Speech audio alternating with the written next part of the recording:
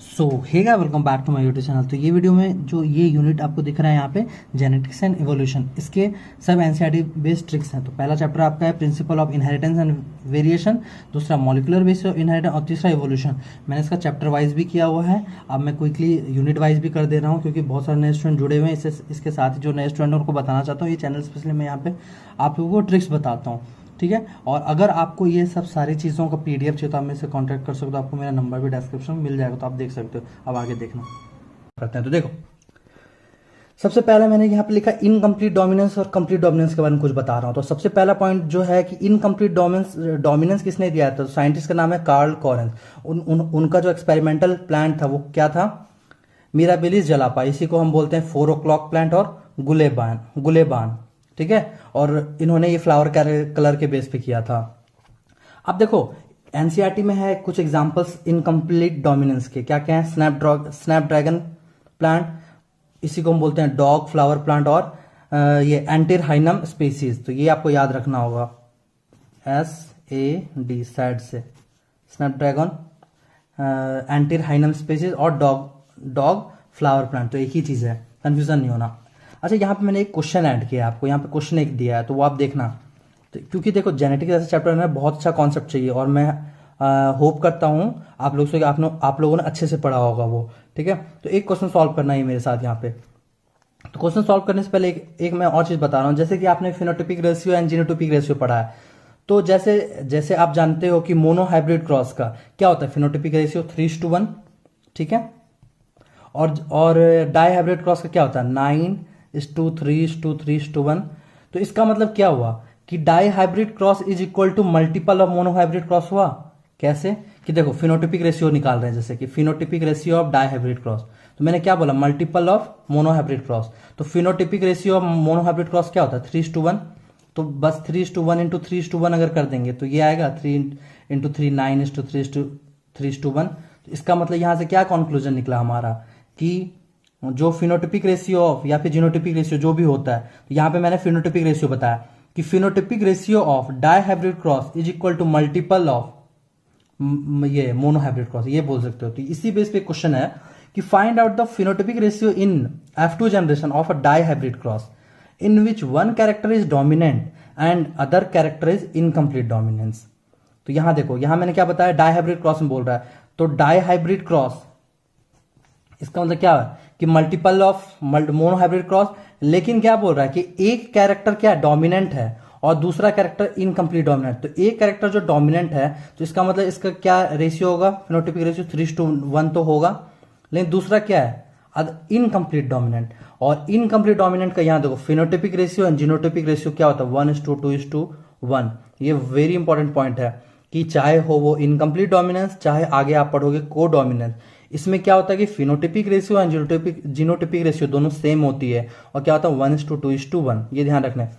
तो क्या है कि वन कैरेक्टर जो डोमिनेंट, तो मैंने आपको बता दिया 3:9 लिख दिया। अब क्या? And other character is incomplete dominance. तो इनकम्प्लीट डोमिनेंस में फिनोटिपिक रेशियो क्या होता है? 1:2:1। तो आप क्या करोगे? 1:2:1। तो अब दोनों को क्रॉस कर दो। कैसे? यही कॉन्सेप्ट 3:1 इंटू किया तो ये डायहाइब्रिड क्रॉस का आ गया 9:3:3:1। तो इसमें यही करना है। क्या हुआ? 3:6:3:1:2:1। ये आपका आंसर हो गया, ठीक है। ये क्वेश्चन आपको आई होप समझ में आया होगा। अब नेक्स्ट चलते हैं। देखो, कोडोमिनेंस। तो कोडोमिनेंस के एग्जांपल्स यहां ध्यान में रखना है। देखो, मैं आपको पढ़ा नहीं रहा हूं क्योंकि आपने पढ़ा हुआ है। मैं इंपॉर्टेंट पॉइंट बता रहा हूं जो कि आप इग्नोर कर सकते हो।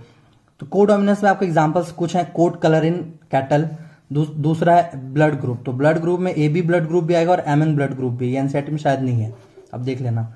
सिकल सेल एनीमिया, ये भी वेरी इंपॉर्टेंट है। सिकल सेल एनीमिया से बहुत कंफ्यूजन होगा, तो आप ध्यान रखना कि कोडोमिनेंस का भी एग्जांपल है। एज यूजुअल जो मैंने बताया आपको, phenotypic ratio and genotypic ratio same होगा। अब एक क्वेश्चन और है, जल्दी देखते हैं इसको कि what is the phenotypic ratio in F2 generation of a dihybrid cross in which one character is incomplete dominance and second character is codominance. तो what is the phenotypic ratio in F2 generation of a dihybrid cross? तो dihybrid cross क्या होता है? Simply multiple of monohybrid cross. अब क्या बोल रहा है कि इसमें बोल रहा है कि वन कैरेक्टर क्या है? Incomplete dominance. तो इनकम्प्लीट डोमिनेंस का फिनोटिपिक रेशियो क्या होता है? देखो, 1:2:1 है जो पीछे बताया, तो 1:2:1 ये हो गया। एंड सेकेंड कैरेक्टर क्या है इस कोडोमिनेंस, और कोडोमिनेंस का फिनोटाइपिक रेशियो क्या होता है, सेम 1:2:1, तो 1:2:1। पीछे वाले केस में क्या था, एक डोमिनेंट था, तो मैंने आपका जो मेंडल लॉ में आपने पढ़ा है लॉ ऑफ डोमिनेंस, उसमें जो आपने मोनोहाइब्रिड क्रॉस पढ़ा है तो उसमें क्या पढ़ा है, 3:1 पढ़ा है। लेकिन इसमें क्या, एक कैरेक्टर इनकम्प्लीट है और एक कैरेक्टर कोडोमिनेंस है, तो दोनों का फिनोटाइपिक रेशियो क्या था, 1:2:1 ही होता है। तो आप इसको इंटू कर दो, 1:2:1:2:4:2:1:2:1। इसको पहले इससे करोगे, फिर इसको इससे करोगे, 1 को, फिर 1 को 1 से करोगे, फिर 2 को पहले इससे करोगे, फिर इससे करोगे, फिर इससे करोगे, फिर 1 को इससे करोगे, 1 को 2 से करोगे, वो 1 को इससे करोगे, तो यही आएगा। ठीक है, अब देखो कुछ साइंटिस्ट के नाम बहुत इंपॉर्टेंट है, डीवरीज, कॉरेन एंड वॉन सेरमैक। ये 1900 में इन्होंने क्या किया था कि मेंडल का काम को रीडिस्कवर्ड किया था, तो बहुत बहुत इंपॉर्टेंट है कि क्वेश्चन आ सकता है। तो rediscovered Mendel's result of on the inheritance of character 1900। अब 2 साल बाद 1902 में क्या हो रहा है, सटन एंड बोवेरी एक साइंटिस्ट है जिन्होंने कि क्रोमोसोमल थ्योरी ऑफ इनहेरिटेंस दिया। देखो अब यहाँ पे बहुत इंपॉर्टेंट पॉइंट मैं आपको बता रहा हूं, यहाँ कंफ्यूजन होता है। Chromosomal theory of inheritance was given by Sutton and Boveri, but इसका experiment proved by experiment of, अगर आया कि क्रोमोसोमल थ्योरी ऑफ इनहेरिटेंस बताओ किसने दिया था, तो आप बोलोगे टीएच मॉर्गन। मतलब कि chromosomal theory of inheritance was given by Sutton and Boveri, लेकिन इसका एक्सपेरिमेंट किसने प्रूव किया था, टीएच मॉर्गन। और उनका एक्सपेरिमेंटल मटेरियल क्या था, ड्रोसोफिला मेलानोगास्टर। ठीक है, अब वो क्यों था, तो ये एनसीईआरटी में दिया हुआ है 5 पॉइंट, तो आपको ध्यान रखना कि उन्होंने इसी को क्यों चूज किया, ड्रोसोफिला को ही क्यों किया, क्योंकि ड्रोसोफिला इजी टू कल्चर, इसका लाइफ साइकिल बहुत शॉर्ट होता था, 2 वीक का। Single mating produce large number of progeny, clear differentiation of sex, उसमें मेल और फीमेल का पता आराम से चल जाता था। Many types of hereditary variation, तो ये 5 पॉइंट है।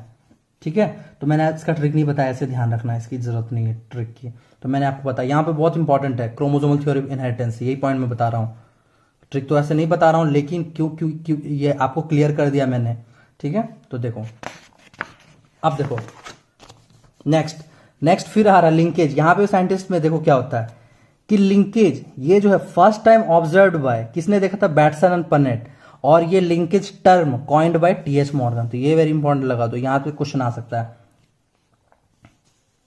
अब देखो अल्फ्रेड स्टर्टिवेंट ये कौन थे, ये स्टूडेंट थे टीएच मॉर्गन के स्टूडेंट थे। Constructed the first genetic map of chromosome इन 1911, ये भी वेरी इंपॉर्टेंट देखा, ये साइंटिस्ट का नाम एनसीईआरटी में दिया हुआ है। एनसीईआरटी ने क्या लिखा है, तो एनसीईआरटी ने ये एनसीईआरटी का टर्म है जो मैं बता रहा हूं आपको, कि his student Alfred Sturtevant used the frequency of a recombination between gene pairs on the same chromosome as a measure of the distance between genes and mapped their position on the chromosome. ये हो गया, तो इतने सारे scientist का नाम मैंने बताया, इसमें ट्रिक क्यों नहीं बताया, क्योंकि आराम से ये याद होगा, लेकिन क्या है कि कंफ्यूज होने वाला है कि लिंकेज जैसे मैंने बताया कि पहले ऑब्जर्व किसने किया, ये टर्म किसने दिया, फिर इसके स्टूडेंट के नाम, तो इतने सारे साइंटिस्ट ऐसे हैं। ठीक है, अब देखो जो निकल रहा है आपका एग्जाम्पल्स ऑफ मेंडेलियन डिसऑर्डर, तो इसमें एनसीईआरटी में कुछ दिए हुए तो मैं आपको बता रहा हूं, तो कैसे याद रखना है, तो THF इसको पढ़ना है आपको, टफ। देखो आपने सुना होगा ISPCS, ये एग्जाम होता है, ठीक है, सिविल सर्विस एग्जाम, तो वो एग्जाम क्या होता है, बहुत टफ होता है। आपको क्या याद रखना, टफ PCS, ISPCS का एग्जाम जो होता है वो टफ होता है, तो THF से आपको क्या याद रखना, टफ, क्या याद रखना, टफ, PCS। क्या क्या बताया, thalassaemia, haemophilia, cystic fibrosis, phenylketonuria, C से colour blindness, sickle cell anaemia, इतना हो गया, ये याद रखना। अब देखो बहुत इंपॉर्टेंट, वेरी इंपॉर्टेंट यहां लगाओ, इसमें कुछ दिए हुए हैं, तो इसमें एक पॉइंट कि कुछ एग्जांपल्स दिए हैं ऑटोसोमल लिंक्ड रिसेसिव डिसऑर्डर के, और कुछ एग्जांपल है सेक्स लिंक्ड रिसेसिव डिसऑर्डर के। तो देखो इसमें ये चैप्टर ना बहुत अच्छा है, इसमें बहुत कॉन्सेप्चुअल है, ट्रिक्स बेसिस नहीं है, लेकिन मैं जो पॉइंट आपको बता रहा हूँ कि आप ऐसे याद रखना है आपको ट्रिक से। तो आपने क्लास 11 में पढ़ा होगा पास इंटरमीडिया, पास डिस्टेलिस, ये वर्ड, तो आपको क्या याद रखना, पार्स। AR में क्या होगा, AR मतलब ऑटोसोमल रिसेसिव, AR से आपको याद रखना ऑटोसोमल रिसेसिव, तो autosomal recessive linked recessive disorder क्या क्या हो गया, P से फिनाइलकीटोनुरिया, और एस से सिकल सेल एनीमिया। ऐसे याद कर सकते हो। पार्स ऑटोसोमल रिसेसिव, इसका मतलब, और पी से फिनाइलकीटोनुरिया, एस से ये सेक्स लिंक्ड रिसेसिव डिसऑर्डर, तो आप याद रख सकते हो ऐसे, या फिर सिंपल ऐसे भी पढ़ के भी कर सकते हो, हेमोफीलिया। आप सबसे पहले यहाँ मैंने एक ट्रिक लिखा है, तो इस ट्रिक को समझो आपने। देखो बीएससी में जीएस का एक्स एच था, मतलब देखो एक समय के लिए आप समझ लो अभी कि आप अभी ये क्लास 12 में नहीं हो और या नीट की प्रिपरेशन नहीं कर रहे हो, आप मान लो बीएससी में हो, ठीक है, ग्रेजुएशन कर रहे हो बीएससी में। तो बीएससी में आप हो तो आपका पेपर हुआ, आप एग्जाम देने गए। कौन सा पेपर था आपका? जनरल साइंस का, जीएस का पेपर था। आप एग्जाम देके बाहर निकले, अब अपने दोस्तों को बोलोगे बीएससी में जीएस का एग्जाम हार्ड था, बीएससी में जीएस का एग्जाम हार्ड था। एग्जाम में मैंने ई नहीं लिया, एक्स एम वाला ये लिया है, ठीक है। तो ऐसे समझना, यहाँ पे देखो बीएससी में जनरल साइंस का एग्जाम हार्ड था, ये याद हो गया। बीएससी में जनरल साइंस का एग्जाम हार्ड था, 2 बार बोलोगे याद हो जाएगा। अब यहाँ से 3 साइंटिस्ट के नाम याद हो जाएंगे आपको, 1, ये 2 और ये 3। अब देखो कैसे, C BSC Boveri and Sutton, Boveri B, यहाँ पे देखो बोवेरी एंड सटन, यहाँ पे देखो सटन बोवेरी ने क्या दिया था? Chromosomal theory of inheritance, C for chromosomal theory of inheritance. ये कंप्लीट हो गया बीएससी का फुल फॉर्म। क्या होगा बीएससी का full form? Boveri and Sutton या सटन बोवेरी, जैसे याद कर सकते हो आप। सटन एंड बोवेरी ने क्या दिया था? C for chromosomal theory of inheritance, पहला कंप्लीट। देखो जनरल साइंस जीएस क्या लिखा है? एस का नाम मैंने लिया है। स्टर्टिवेंट, स्टर्टिवेंट कैसे याद करोगे? देखो थोड़ा टफ होगा, तो एस को अलग कर देना, एस अलग कर दिया। फिर टर्टल याद होता है, टर्टल, तो टर्टी, टर्टी, तो ऐसे, और उसके बाद वेंट, इसको तोड़ तोड़ के याद करोगे तो हो जाएगा। Alfred Sturtevant, Alfred Sturtevant. यहाँ एस मैंने लिखा था साइंस, जनरल साइंस में एस, यही एस का मतलब है ये स्टर्टिवेंट। ट्रिक में मैंने ये यूज नहीं किया है, आप एक भी याद, एक ऐसे भी याद कर सकते हो, तो आपको एग्जाम में सॉल्व हो जाएगा क्वेश्चन। तो ये क्या जी लिखा है मैंने, जी मतलब यहाँ पे देखो जी जेनेटिक मैप, इसका full form constructed first genetic map of chromosome. अगर क्वेश्चन में आया कि first genetic map of chromosome constructed by, तो क्या करोगे? स्टर्टिवेंट, अल्फ्रेड स्टर्टिवेंट। कैसे याद करना है? बीएससी तो याद हो गया, जीएस, जी फॉर, यहीं पे देखो जी फॉर, यही जी मैंने लिया है, genetic map of chromosome, complete हो गया। अब देखो एस फॉर, यही साइंटिस्ट का नाम, ये भी कंप्लीट हो गया। ये 2 साइंटिस्ट का नाम याद हो गया ना आपको? ध्यान में रखना कि ये जी का फुल फॉर्म है, जी मैंने जेनेटिक मैप लिया है, तो जी फॉर जेनेटिक मैप, ऐसे याद होगा, जेनेटिक मैप ऑफ क्रोमोसोम, इसका मैंने जी लिया है। और एस फॉर साइंटिस्ट का एक बाद वाला नाम लिया है, स्टर्टिवेंट। अब देखो एक्स था, सॉरी एग्जाम हार्ड था, एग्जाम हार्ड था, एक्स और एच, एच से आपको देखो मैंने हैंकिंग, साइंटिस्ट का नाम है ये हैंकिंग, याद हो गया हैंकिंग। अब इनका कंट्रीब्यूशन देखो, डिस्कवर्ड एक्स क्रोमोसोम, इन्होंने डिस्कवर किया था एक्स क्रोमोसोम। अब एक चीज इसमें समझो, क्या एग्जाम में ये भी होता है एक्स बॉडी भी आ सकता है, तो उसका भी आंसर यही होगा, क्योंकि इन्होंने जो डिस्कवर्ड किया था ना, सबसे पहले एक्स बॉडी डिस्कवर्ड किया था, कि उन्होंने एक स्ट्रक्चर डिस्कवर्ड किया था, तो उन्होंने, और उन स्ट्रक्चर का नाम उन्होंने एक्स बॉडी रख दिया। लेकिन इस स्ट्रक्चर के उन्होंने सिग्निफिकेंस को नहीं एक्सप्लेन कर पाया, ठीक है। तो उसके बाद कुछ साइंटिस्ट आए, जो कुछ साइंटिस्ट ने इस पे वर्क किया, और वर्क करने के बाद उन्हें पता चला कि इन्होंने जो स्ट्रक्चर पे काम किया था, ये स्ट्रक्चर ही क्रोमोसोम है, तो उसके बाद ही इन्होंने नाम रख दिया एक्स क्रोमोसोम। तो अगर एग्जाम में एक्स बॉडी है या एक्स क्रोमोसोम है, तो आंसर यही जाएगा, हैंकिंग। ये ध्यान में रखना, हैंकिंग। तो ये तीनों ट्रिक से याद हो गया। कैसे? देखो बीएससी में जनरल साइंस का एग्जाम हार्ड था, बीएससी मतलब C for chromosomal theory of inheritance given by Sutton and Boveri, Sutton and Boveri. अब यहाँ पे देखो GS, G for genetic map of chromosome, G for genetic map of chromosome given by Alfred Sturtevant, Sturtevant, Sturtevant, Sturtevant और genetic map. X H exam hard, exam hard, X for X chromosome या फिर X body given by Henking.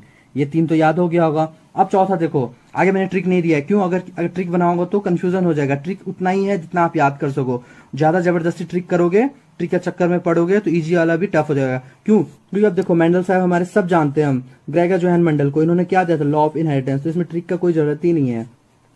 Next देखो, law of inheritance इन्होंने दिया Mendel ने। अब Mendel के work को फिर से रीडिस्कवर्ड किया गया था, 3 साइंटिस्ट ने किए थे, देखो डीवराइज, कॉरेन, और ये देखो यहाँ पे टी साइलेंट है तो इसको पढ़ सकते हो वॉन सैकरमैक, वॉन सैकरमैक ऐसे पढ़ सकते हो, वॉन सैकरमैक। इन्होंने रीडिस्कवर्ड किया था मेंडलवर्ग, तो ये ध्यान में रखना। इसके लिए भी ट्रिक नहीं बनाया मैंने, ये आपको याद ही रखना होगा।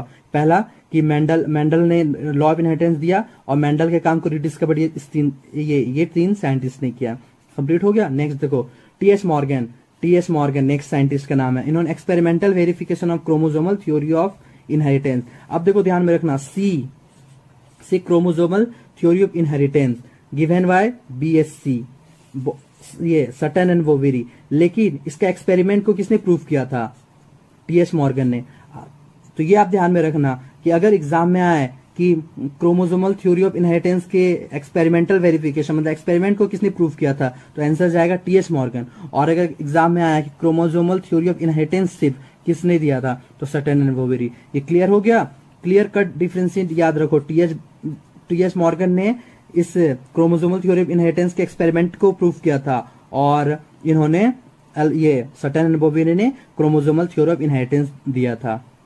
ये क्लियर कट आपके माइंड में रहना चाहिए। यहाँ पे एनसीईआरटी में दिया भी हुआ है experimental verification of chromosome theory, तो ये लाइन में भी हो सकता है उठा के डायरेक्ट दे सके कि experimental verification of chromosome theory of inheritance given bye, तो आंसर जाएगा टीएस मॉर्गन। ये नहीं कि आप सी देख लेना तो बीएससी याद रख लेना सटन बोवेरी, नहीं, वो क्या था, सिर्फ chromosomal theory of inheritance given bye. इसका एक्सपेरिमेंटल वेरिफिकेशन किसने दिया है? TS Morgan.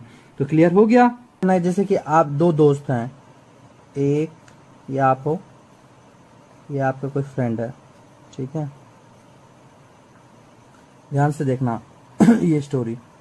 दो दोस्त हैं, तो आज आप बहुत खुश हो तो आप बोलते हो भाई चल मूवी देखने है, HD movie, high definition movie, HD movie देखने चल। तो आप क्या बोलोगे अपने दोस्त को कि भाई एचडी मूवी देखने चल, बोल रहे हो एचडी मूवी देखने के लिए, बोलोगे एचडी मूवी देखने के लिए, उसके बाद बोलोगे कि मूवी देखने के बाद फिर सीसीडी भी चलेंगे कुछ खाने के लिए। हम होता है ना कि पहले हम मूवी देखेंगे उसके बाद फिर खाने के लिए चलेंगे सीसीडी।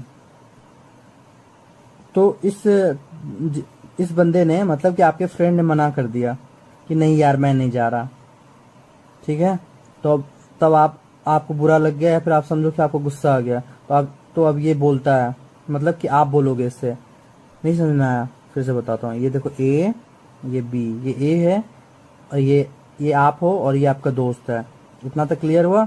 अब आप बहुत खुश हो तो आज इसको बोलोगे कि भाई चल मूवी देखने, एचडी मूवी। ये यहाँ पे ये टर्म याद रखना, एचडी मूवी देखेगा ये एचडी वाला। और उसके बाद मूवी देखने के बाद खाने भी जाएंगे कुछ सीसीडी में, कैफ कॉफी डे खाने जाएंगे, तो ये मना कर दिया तो इसे गुस्सा आ गया।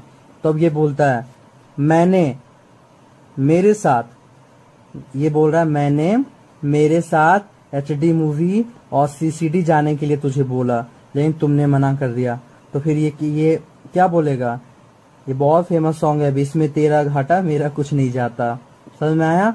आप बोलोगे अपने दोस्त को कि इसमें तेरा घाटा मेरा कुछ नहीं जाता, तेरा घाटा मेरा कुछ नहीं जाता। क्यों? क्योंकि तेरा घाटा इसलिए हुआ क्योंकि आप इसे पार्टी दे रहे थे कि मूवी भी दिखाओगे और सीसीडी भी लेके जाओगे, बट उसने मना कर दिया।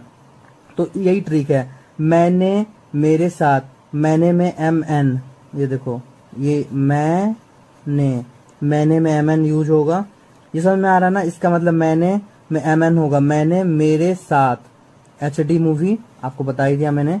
और क्या, मूवी देखने के बाद सीसीडी भी ले जाते, लेकिन उसने मना कर दिया। फिर आप क्या बोलोगे? इसमें तेरा घाटा मेरा कुछ नहीं जाता। इतना तो समझ में आ गया।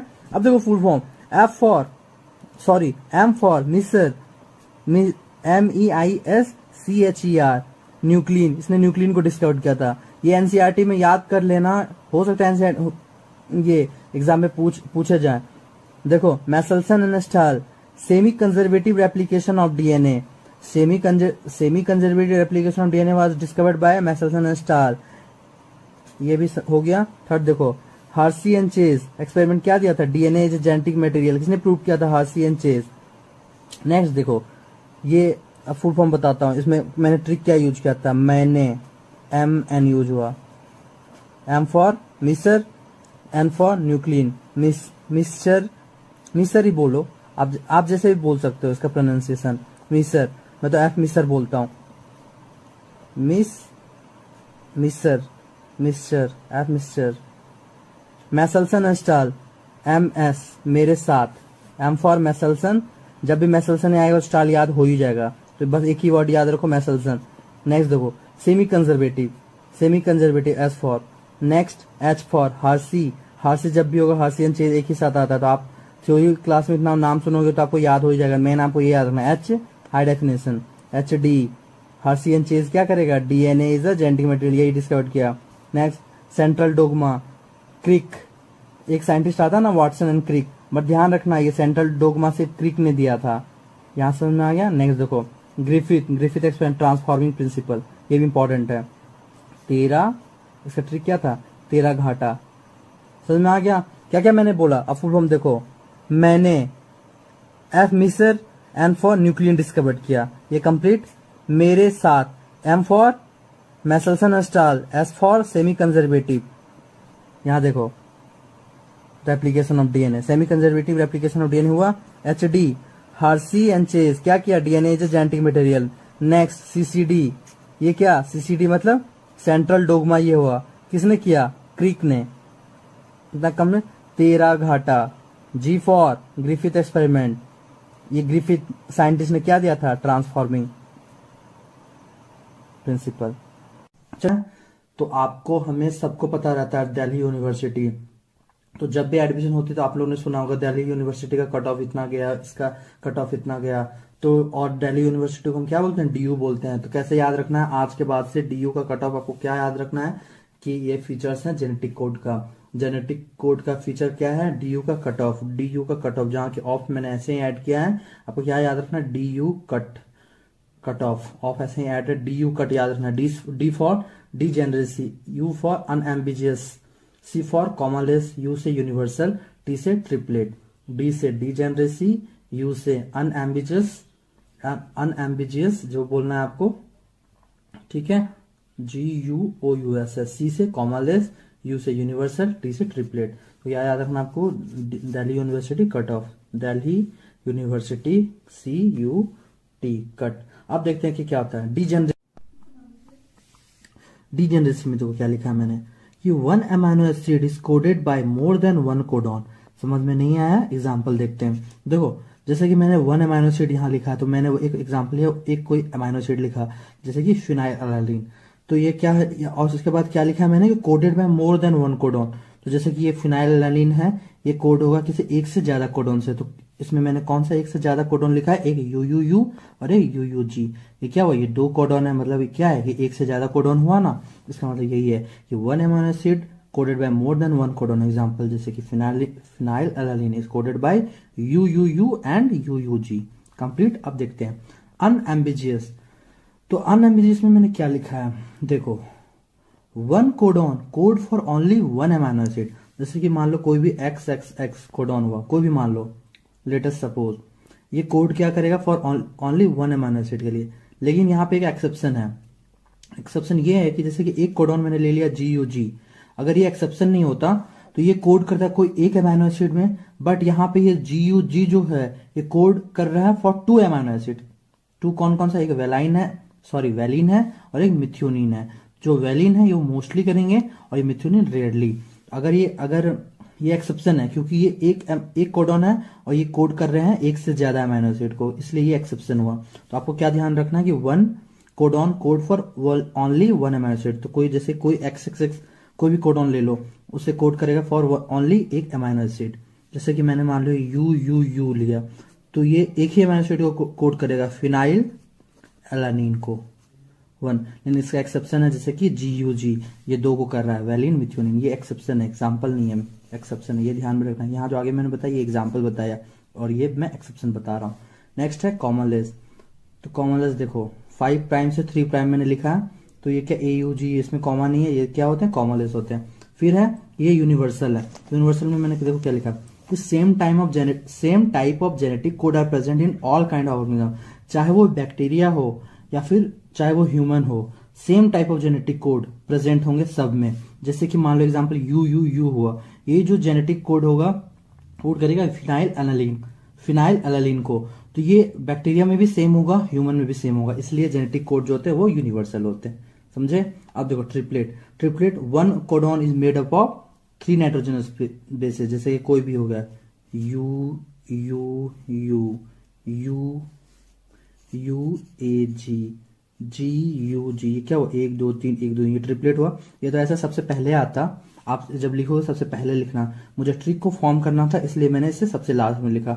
ये बहुत इंपॉर्टेंट होता है कि ये जो कोडॉन होते हैं वो made up of 3 nitrogenous base, ये क्या होता है ट्रिपलेट होते हैं। ठीक है, तो कैसे याद रखना है आपको, D U cut off, Delhi university का cut off, D U cut, D से डिजेनरेसी, यू से अनएम्बिजियस, सी से कॉमलेस, टी से ट्रिपलेट। तो ये क्या होते हैं silent feature of genetic code.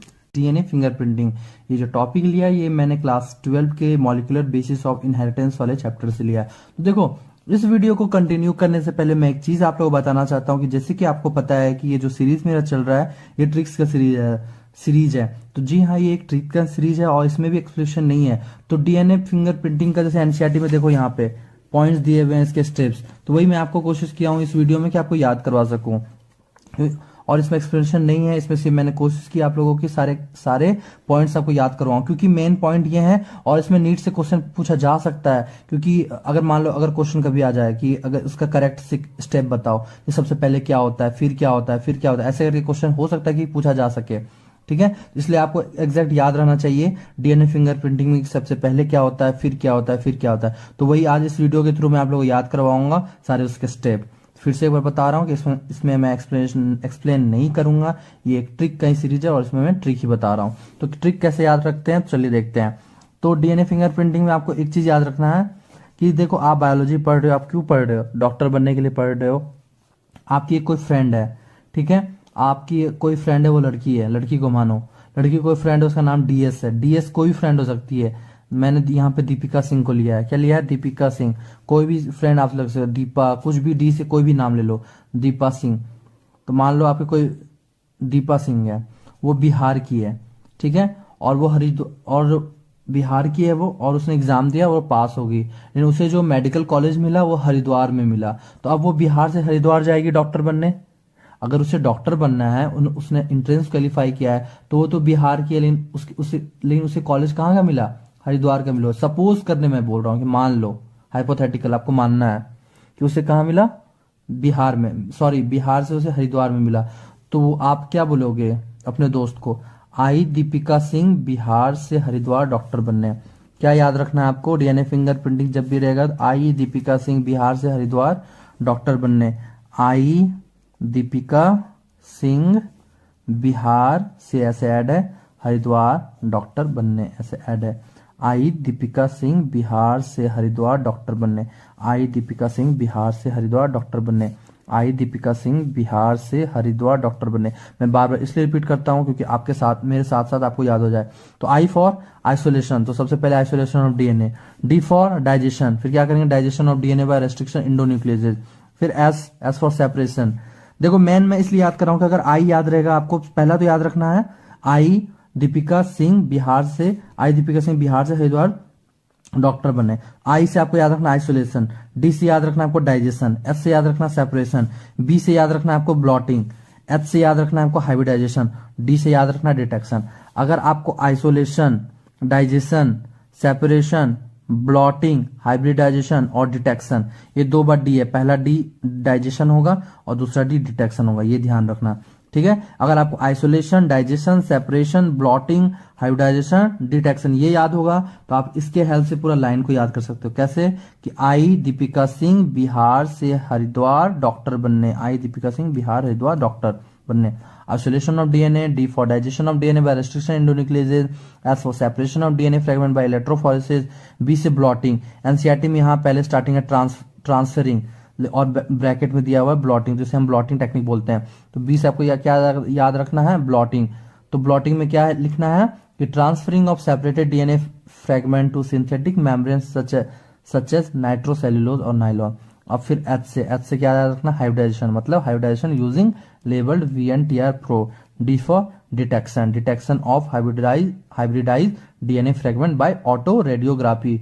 I hope कि आप लोगों को याद हो गया होगा। जाते जाते एक बार और देख लेते हैं। आई दीपिका सिंह, आई दीपिका सिंह बिहार से कहाँ गई, हरिद्वार डॉक्टर बनने। आई दीपिका सिंह बिहार से हरिद्वार डॉक्टर बनने। I for isolation, D for digestion, S for separation, B for blotting, H for hybridization, D for detection. Goals of HGP, तो आईडी सीता, सीता जानते हो आप लोगों ने रामायण में भी देखा होगा, राम सीता या सीता बहुत कॉमन नाम भी होता है। तो Sita SITA, Sita ID, ID जानते हो आप लोग, कॉलेज में स्कूल में जहाँ पे हो, स्कूल में ही हो गए, 11-12 में अगर हो गए तो स्कूल में आप लोग आईडी कार्ड होता होगा। तो कोई मान लो आपके क्लासमेट है सीता नाम की, तो सीता नाम है कोई है, उसका आईडी कार्ड से आपको याद रखना, आईडी सीता, आईडी। तो आपको आईडी सीता याद रखना, तो आई से याद रखना है आपको आइडेंटिफाई, डी से याद रखना है आपको डिटरमाइन, एस से याद रखना है आपको स्टोर, आई से याद रखना है आपको इम्प्रूव, टी से आपको याद रखना है एड्रेस, सॉरी टी से आप याद रखना है आपको ट्रांसफर, और ए से याद रखना है आपको address. Identify, determine, store, improve, transfer, address, ये देख लिए। तो आपको आइडेंटिफाई अगर याद होगा तो आपको अगर एक बार पढ़ोगे तो याद हो जाएगा। क्या है, सबसे पहला है कि identify all the approximately 20,000 to 25,000 genes in human DNA। Next आपको क्या याद रखना है, देखो यहाँ पे लिख देता हूँ, IDSITA, ID Sita, ID Sita, IDSITA Sita. Identify, ठीक है, इसके बुक के आगे लिख लेना है ऐसे, ID Sita. I for identify, D for determine, S for store, I for improve, T for transfer, A for address. इतना याद हो गया, एक बार पढ़ लेना। आइडेंटिफाई वाला से ये पूरा लाइन पढ़ लोगे, डिटरमाइन से ये पूरा लाइन पढ़ोगे, याद हो जाएगा। फिर स्टोर से store this information in database, improve से याद रखना आपको improve tools for data analysis, transfer related technologies to other sector such as industries.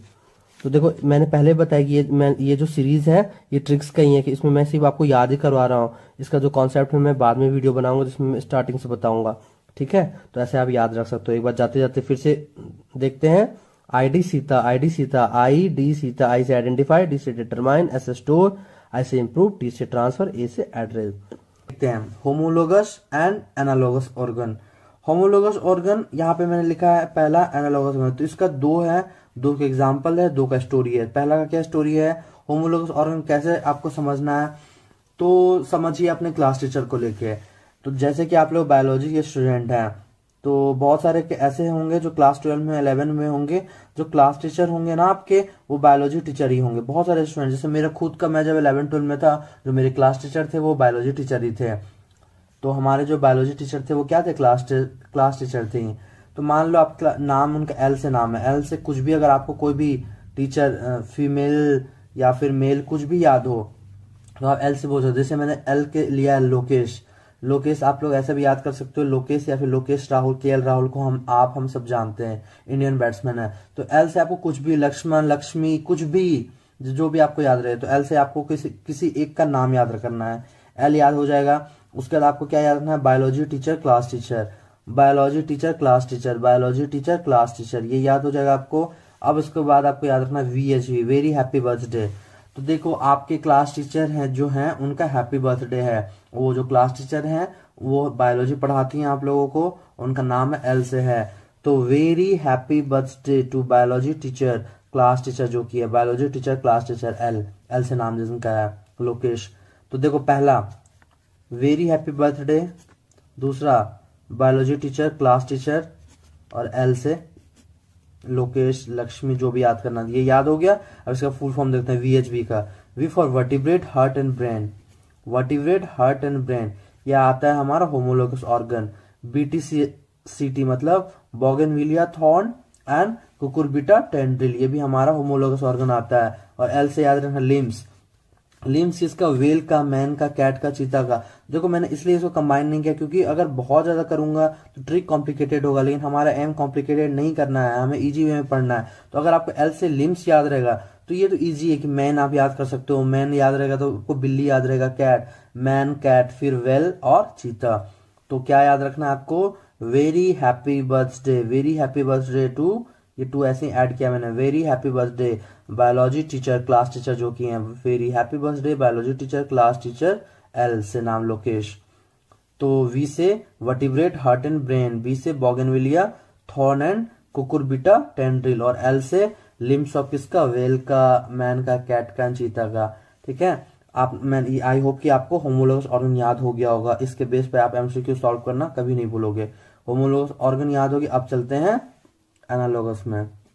Homologous में पहले बता रहा हूँ, फिर एनालोगस है, ऐसे याद रखना, या फिर आप सिंपली याद रख सकते हो कि मैंने पहले, क्योंकि जब भी पढ़ोगे आप होमोलोगस एनालोगस सीक्वेंस ऐसे ही रहता है। तो ट्रिक भी पहला क्या है, क्लास टीचर वाला ट्रिक होमोलोगस ऑर्गन का। अब देखते हैं एनालोगस ऑर्गन का।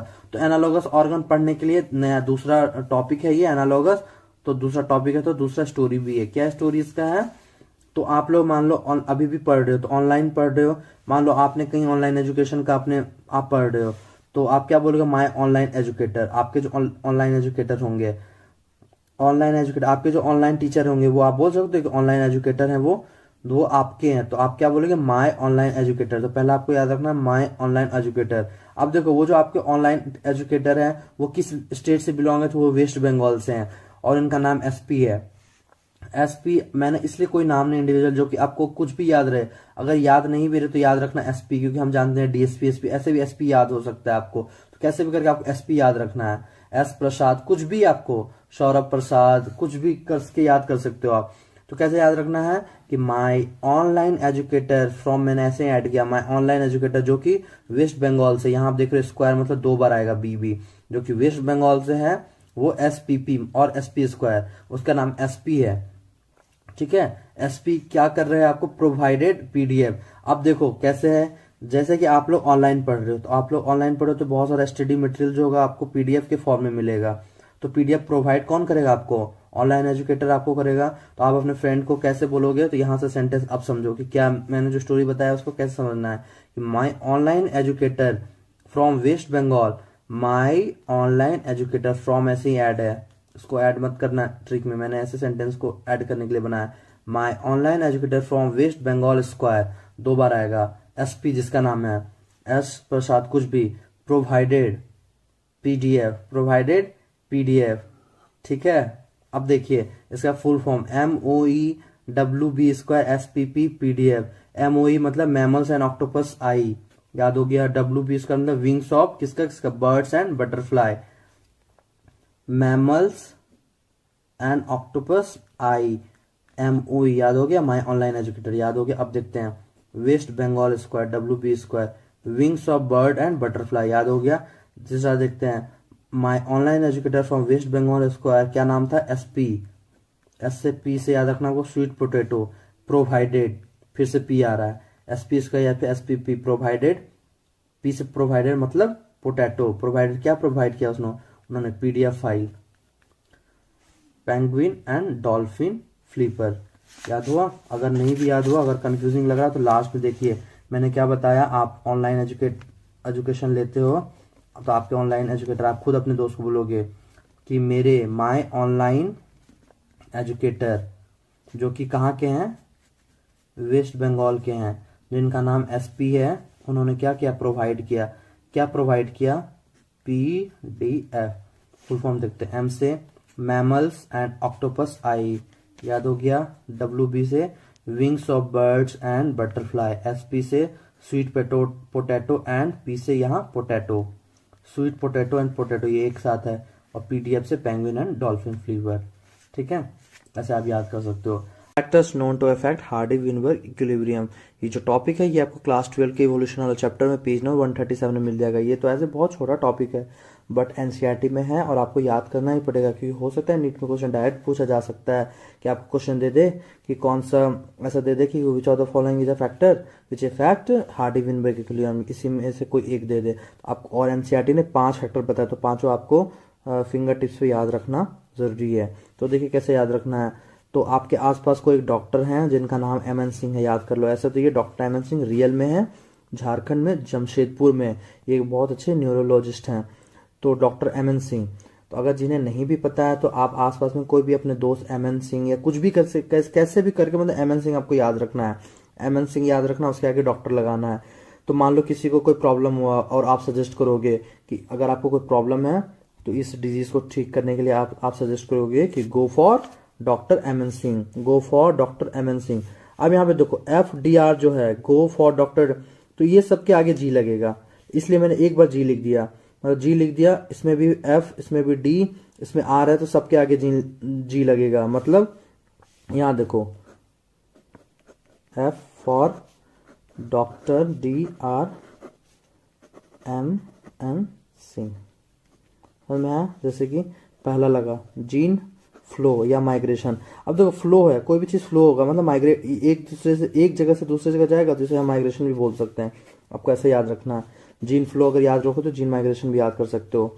नेक्स्ट है गो फॉर डॉक्टर, जी का मतलब है जीन या फिर जेनेटिक, एफ मतलब फ्लो, डी से ड्रिफ्ट, आर से रिकॉम्बिनेशन, एम से म्यूटेशन और एन एस से नेचुरल सिलेक्शन। यहां लिखा है गो